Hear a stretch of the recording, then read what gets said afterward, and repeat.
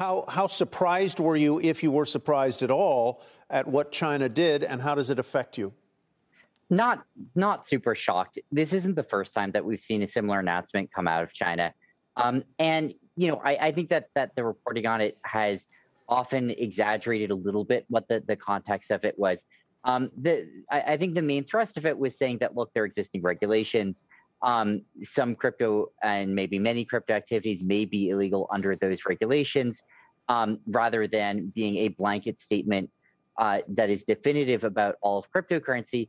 But we've also seen similar statements, just come out many times, even many times this year from China. I think it has impact, but it's not a totally new thing. It doesn't say, you're painting a pretty nuanced approach to what the Chinese said. The People's Bank said services offering trading, order matching, token insurance, and derivatives for virtual currencies are strictly prohibited. Overseas crypto exchanges providing services in mainland China also illegal. I mean, that doesn't seem like it has much room for interpretation or wiggle. I think many of the translations that are going around about this do not do justice to the original text, which I think did have more nuance, frankly, than the sentence that you just read, which was obviously not in sort of the original Chinese it was of not. it.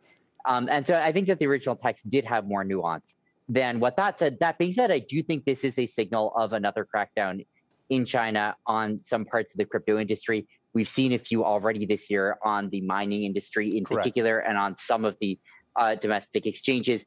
I would not be surprised to see a further crackdown on, for instance, peer-to-peer transactions that involved Chinese yuan trading against cryptocurrency. That would be like my guess at the first place that they would be looking with this, but obviously we'll have to see.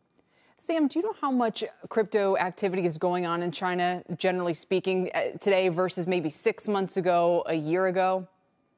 It's still a lot. I think it's still probably a good, healthy 25% of the industry or something like that. Wow. But I do think it's down a little bit from a year ago. I think the high watermark may have been 2017 prior to the original fiat currency to cryptocurrency ban in China. But I do think that we have seen some decreases over the last year as well, some shift towards the West in the crypto industry over the last year, as we've seen a combination of a continuous crackdown in China combined with increasing interest in the crypto industry from institutions in the West. If I'm remembering correctly, your company's origins were in Hong Kong. Are you there now, or have you rebased somewhere else? And if so, why? Yeah, I'm not there. I'm not there anymore. And we're now headquartered in the Bahamas. I think there are basically two chief reasons for it.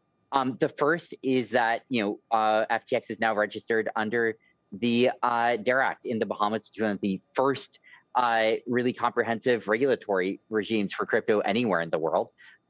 We also really want to be in a place where there's free travel in and out. It's extremely important for us to be able to have business meetings. And so we've been really happy with that. And we've also been happy with the talent that we found in the Bahamas. So we are now headquartered there. That's where I'm going to be based, and where we are growing out quite a bit.